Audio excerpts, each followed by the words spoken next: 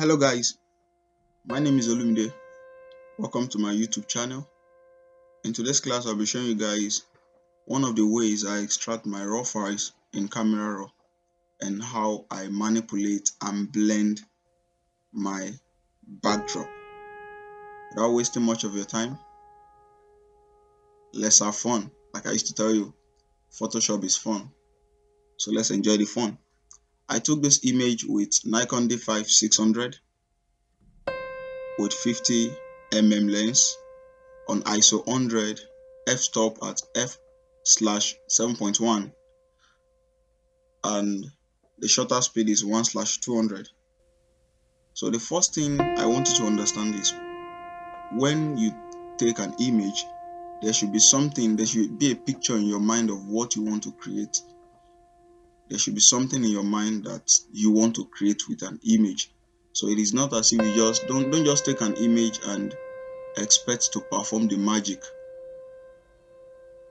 in post-production.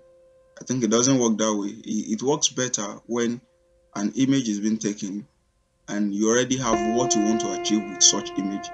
So without wasting much of your time today, the first thing I do is I change my profile. If you look at it, is on Adobe Color. I change my profile. First, I change it to vivid. Change my profile to vivid. Then I come to the temperature. I reduce the temperature to the blue slide to around, observe, let me see. Okay, I think 5250 is okay for me. Yeah, for now is okay for me.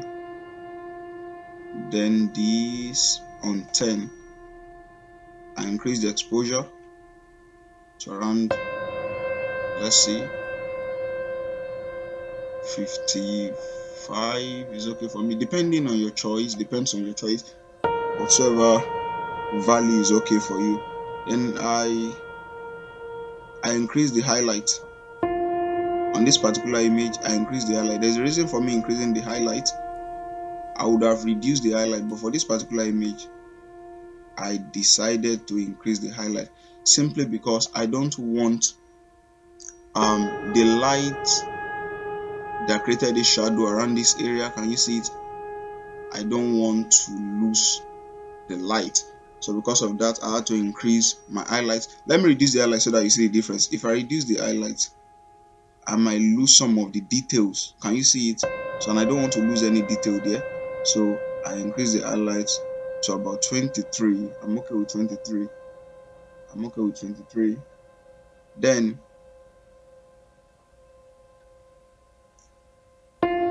if you want to increase the texture, let me just add a little bit of texture, let's say around 8. It's okay there. Then the saturation, I reduce to -4. Please let me simply state this. There is no particular standard for all these things. You can try out your own different styles. You can do more of new manipulations, bring new idea, change figures, change numbers, and just see the results will come. The most important thing is at the end of the post-production, you should have something beautiful for your clients. That's the most important thing. It doesn't matter how you get there. Whichever road you use, just get to the destination. I hope I'm making sense. So that's on that. On the basic, I'm done with the basic. Let's move to the color mixer. I will just increase my greens to about 33. I will increase my greens to about 33. Okay, I'm okay like that because we have greens on our trouser. Then the aquas, let me increase it a bit as well. I'm okay with 28. Yeah, I'm okay with 28. And that's that. You see, very simple. Come to a calibration. Let me see. Let's play around with the slides. Oh no, it's too much. Okay, let's stay around 17. Let's come to the green primary. Let me see. Okay, let's stay around 4. Let's come to the red. Please, when you are playing around with this calibration, you need to be very careful. You need to be very careful so that you won't destroy the skin tone. You need to be extra careful. On 6 is okay for me. For you, you might want to do something more. Then here comes the trick. Okay, let's see. For now, before and after, before and after. You are seeing the difference already, before and after. And here comes the trick that I found out in Camera Raw. I was just playing around one day, then I discovered this. To be honest, I was just playing around with Camera Raw, then I discovered it. Come to your masking here. Then you see, select sky, select subject. We are not dealing with any sky here today, so we are dealing with subject. Select subject. Select the subject. And there's one beautiful thing about this. Even if you want to, if you are working on your outdoor pictures, and probably I'll do a video on that. I'll do a tutorial on that, and how to bring out your sky. All the details you might have lost in your sky, you bring them back without necessarily needing to change your sky. You know, most times when people change sky in Photoshop, it looks fake. For me though, it looks fake. But if you use Camera Raw, it looks original. It looks original. So fantastic. So let's wait. Let's select let's select the image. Now, the part showing this red means the image has been selected, and Photoshop makes it so easy that you see that the selection of the image was perfect. For me, if this is not even 100%, I think this is 95% accuracy. It's so accurate. So you're just selecting the image alone. After that, it's done. Once Photoshop selects it for you, then you come to your settings here. Okay, what we'll be playing with is, I want to make sure to adjust the brightness of the image without affecting the background. I will adjust the brightness and color of the image separately, and I will adjust the brightness and color of the backdrop separately. Are we getting it? So that is it. So the first thing I need to do, I still want to increase the brightness, but I don't want it to affect the backdrop. That was why I did not increase the first settings. I decided not to increase it too much. So but now I can do that. All I wanted is just to increase the brightness. You can see as I'm increasing the brightness, it's not affecting the backdrop. So I will increase the brightness to around 50. 65 is too much, 55 is okay. Then the highlight as well, I will drag the slide up. I told you it's your choice when you are playing with highlight and shadows. Depends on what you want. For me, I'll take it up and around 23, 25. Okay, let me just say as 24 is okay for me. It's okay for me. Okay, then we'll come to the shadows of the image. I'll drag it up a little bit. You can see there are shadows around the neck area, so I'll just drag it up. I won't take out the shadow completely because it makes our image look flat, so I'll just drag it up a little bit, and I think I'm okay around 12. If you can see, let me show you before and after. Before and after, you can see our image is becoming better and better as we're adjusting each slide. So if you want, but be careful when you come around the temperature can be very, very tricky. There's too much yellow in the image. So let me just drag the slide down like -3 towards the blue side. Then the saturation, let me drag it up a bit, like let's say +2 or 3. No, 3 is too much. 2, just slightly. That is good for me. That is good for me. Now we are done with the image. Now let's adjust the backdrop. Now what you need to do is to come to create new mask. Can you see it? Just click on it, select subject, you select subject again.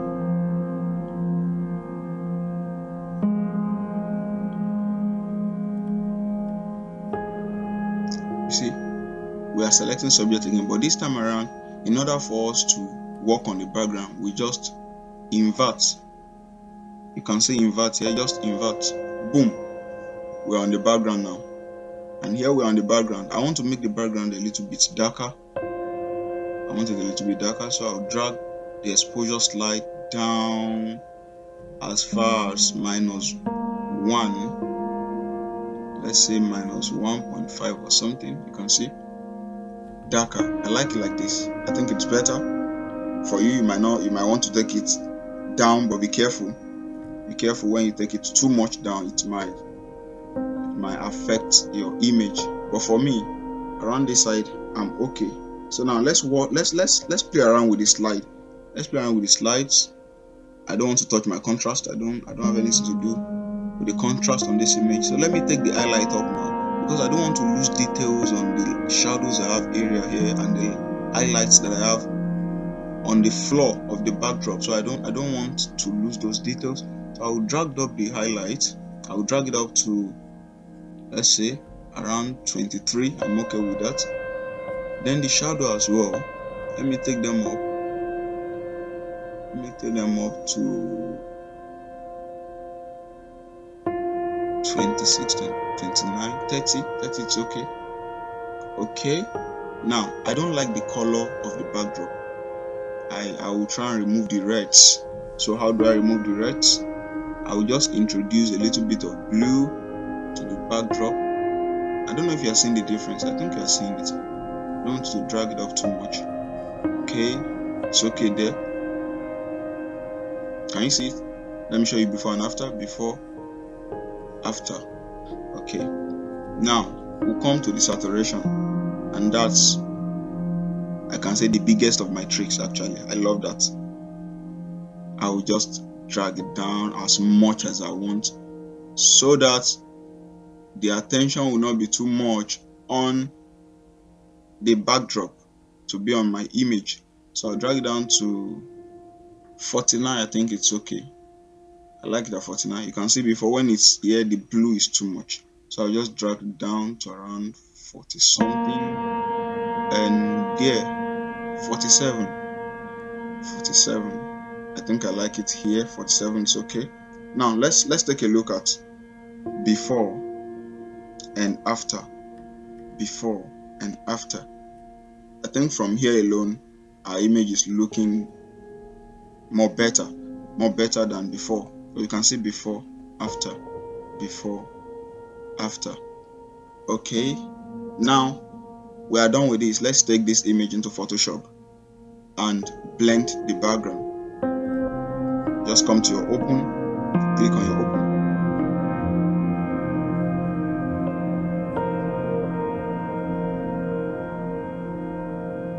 Okay, here we are in Photoshop.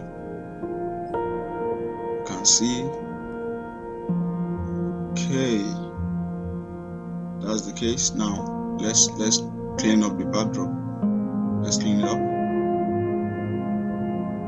Let's clean it up.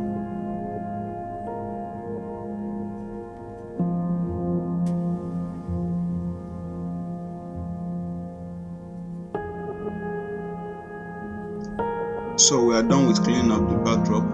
Sorry, I had to cut the video. I don't want the video too long. Sorry, I had to cut the video. So here we are. We are done.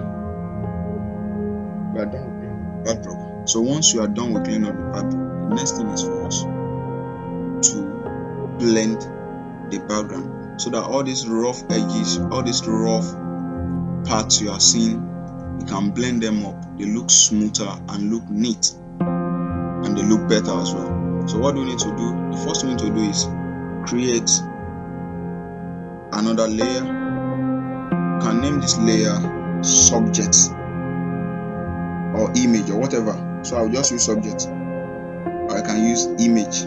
You get? Anything you want to use, just use, please. So where it's comfortable for you, I'm okay with that. Then turn it off. Come to your background. Then select subject. Select subject. Once you click on that, Photoshop will automatically select your subject. It might not be completely accurate, but at least it will save you a lot of time, and Photoshop is going to help you do the major work. So all you need to do is just trace out the other edges and you are good to go. Yeah, Photoshop accepts us in selecting the background, but if you look at it, the edges, look at these areas here, it's not done accurately. So just pick up your tool and expand.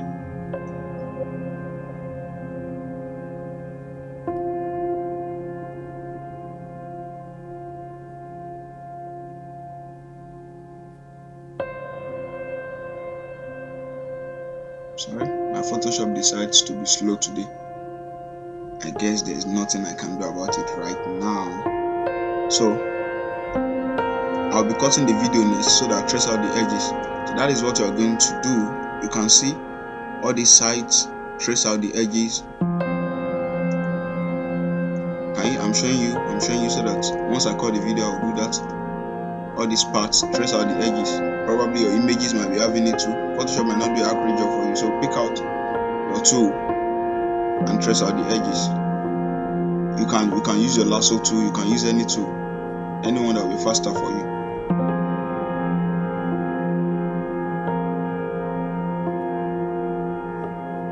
So here we are.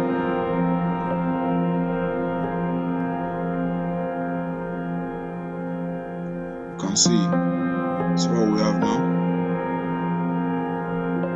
Our image has been selected.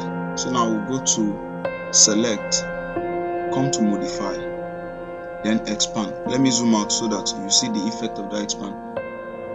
We are trying to separate the come to select. We are trying to separate the image from the backdrop. So come to expand. Let's increase by 7. Press enter. You can see the increase. But once you've done that, come to your edit, come to content aware fill.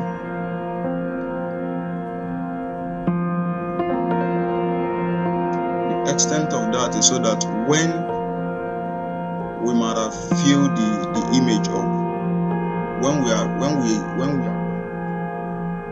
in case if our image is being affected, we can always come back and trace out the edges. That's the essence of that expansion. That's the essence of that expansion, so that our image will be intact. We can come back to our image, trace out the edges. So now here we have content aware fill.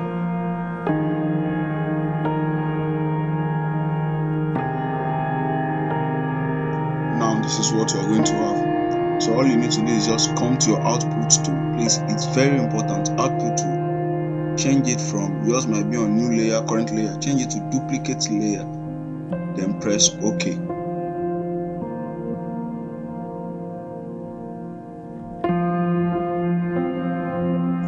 So Photoshop will help you. It will give you a background copy. You can see a background copy because we set that output to duplicate layer. So from here now, we have a background and we have our subject.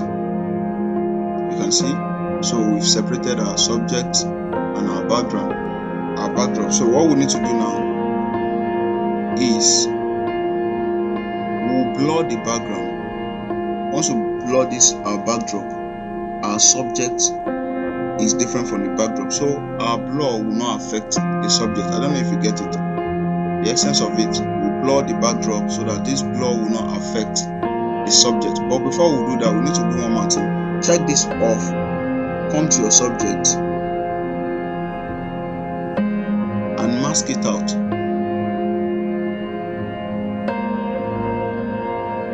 Okay, 1 minute. Let me take it back a little bit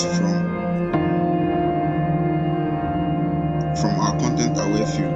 Okay, right from here, before you deselect, come to your subject, check it on, then your backdrop, check it off. You get, then you mask it out. Once you mask it out, you discover that zoom out, you have edges. These edges came here because of the expansion we did the other time. So what you need to do now is, now you come to your filter, come to order, come to minimum. Are you getting it? If you remember the figure we used the other time, we used 7. So now let's use 8. Let's use 8 or 9. I think 8 is okay. And if that 8, if this preserve here, If the squareness is not giving you an accurate edge, you can change it to roundness. It's possible roundness. Oh no, squareness is better. So let's use the square. Square is better. Then probably just change this radius to around 9. 9 is okay. Then we press enter. So once we are done with that, we are almost done. So once you're done with that, we've successfully separated our image from the backdrop. So all we need to do now is come to our backdrop and blur the backdrop. Very simple. Check this on. Convert your background copy, convert it to a smart object. Reason being that when you convert it to a smart object, it gives you the availability of adjusting your blur anytime you want. Let me show you. Once you convert it to a smart object, just like we did now, once you have your smart object like this, come to your blur,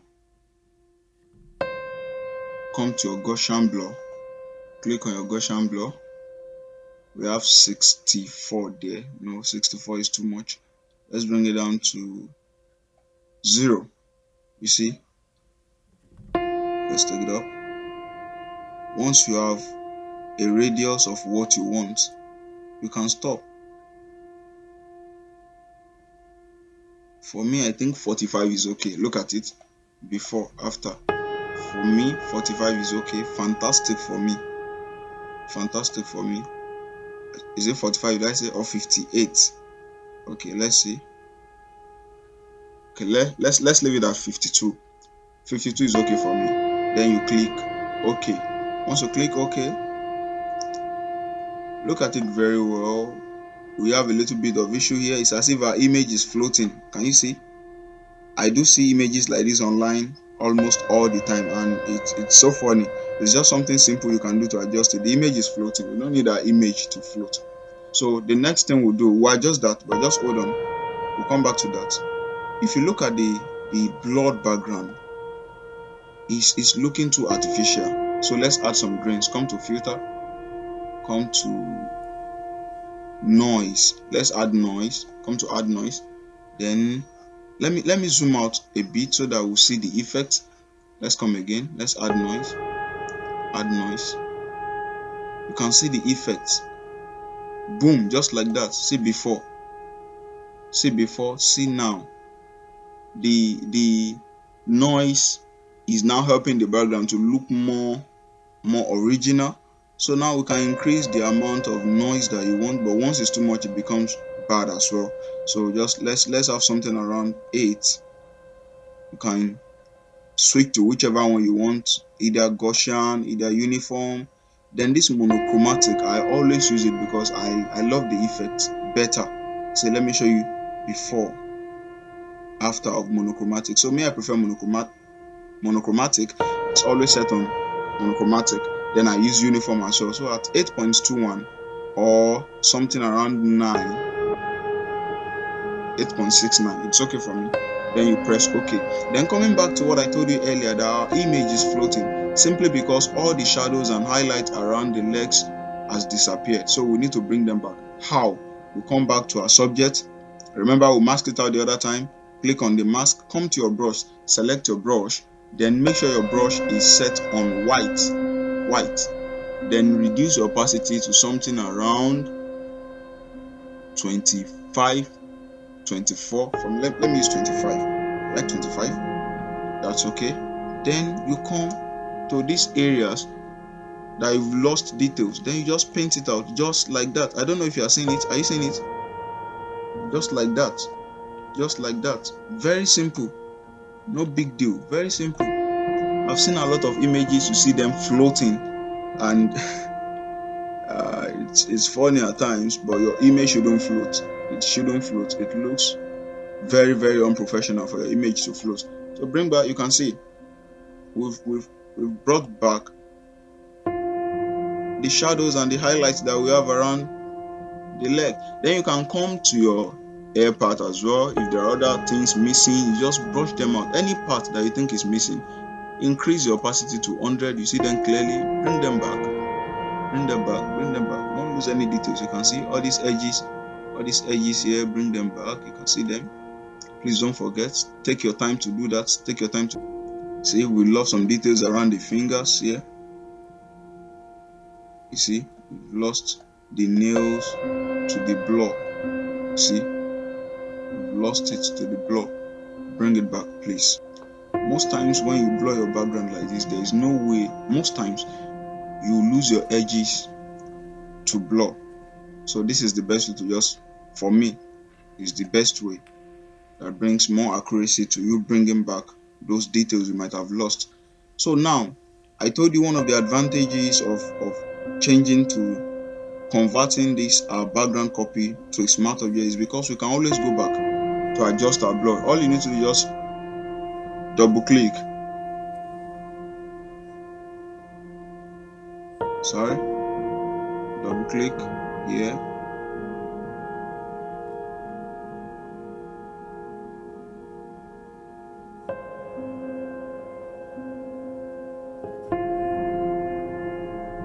Okay, yeah. So now you see our blur the other time we set it on 52. If you think it's too much, you can bring it down or you can take it up. You see, you have both advantage. That's one advantage of converting to a smart object. So if you think it's too much, you can bring it down. If you think it's not enough, you can still take it up as well. So depending on what you want, but for me, it's okay. So, sorry, I never intended for this video to be as long as this, and that's why most times I don't talk in my videos. Okay, the most important thing is now look at where we are, and I can tell you, let's see our before and after.